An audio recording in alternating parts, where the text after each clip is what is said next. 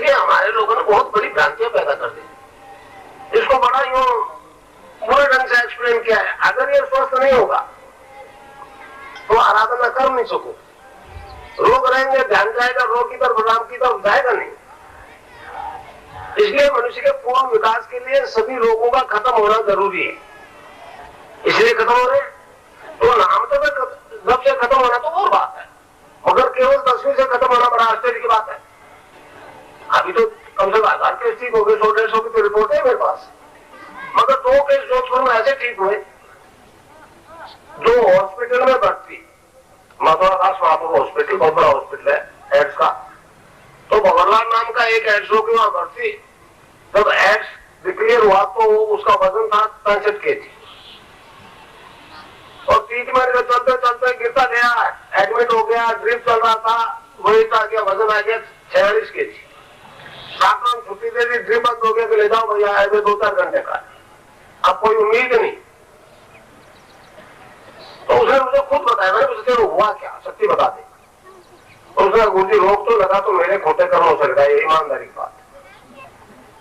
परंतु जब डिस्चार्ज किया तब मेरे में एनर्जी इतनी भी नहीं थी कि बोल सकूं, हिल सकूं, आंख मुंह खोल सकूं। सो जरूर रहा था, समझ भी रहा था। तो जब मुझे घर ले गए एम्बुलेंस में तो रोने लगे घर वाले सारे, तो मैं समझ रहा था कि क्योंकि मैं मरने वाला हूं इसलिए रो रहे। उसने मुझे खुद बताया। फिर उसके छोटे भाई ने कहा चलो गुरुजी ये क्या बैठते हैं, वो कहते हैं कई लोग ठीक होते हैं, चलो ले चलो।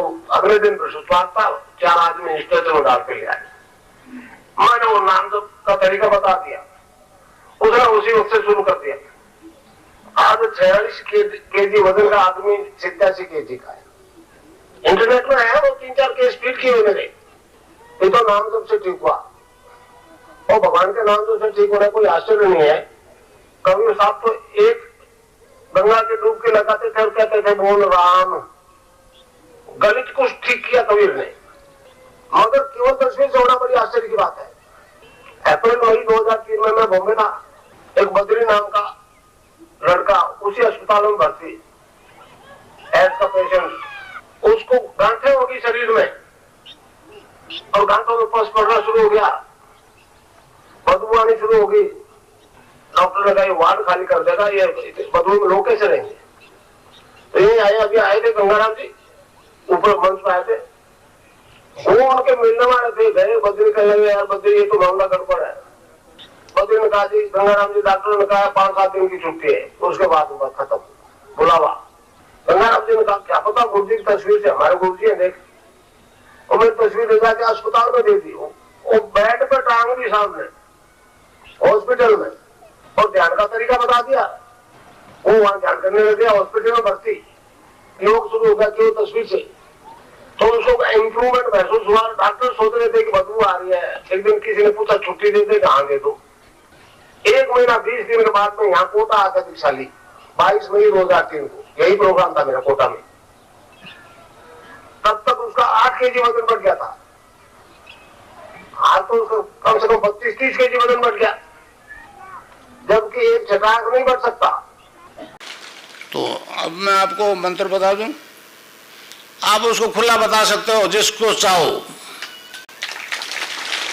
अब ये लाइव हो गया, पूरे आपके रिश्तेदारों को बताइए जो मैं अभी बता रहा हूं, इसमें आप कोई रोग नहीं है, हर जाति के लोगों को बताइए।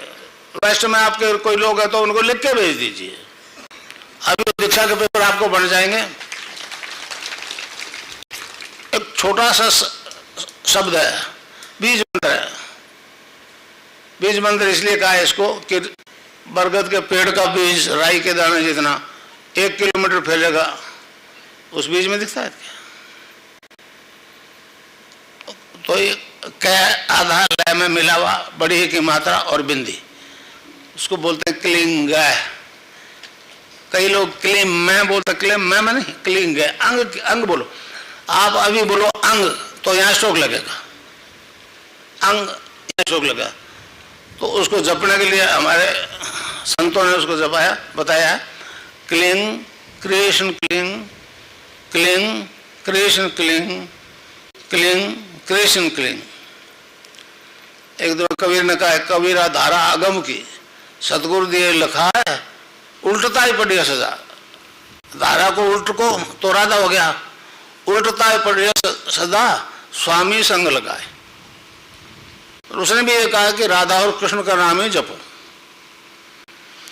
तो अब आप जपो क्लिंग कृष्ण क्लिंग क्लिंग कृष्ण क्लिंग क्लिंग कृष्ण क्लिंग। खिचड़ी भी लगेगी। अब ये पर्चे बांट देते हैं आपको छोरे, पर्चा कोई देख ले, आप बात नहीं। आप सबको कह सकते हो कि ये जपो क्लिंग कृष्ण क्लिंग क्लिंग। आप जपो, आप खुद कह दो। आप जब बताओगे तो मुझसे जुड़ जाओगे ना। आप नहीं, फिर मैं बोलूंगा। पर्चा लड़के को दे दो।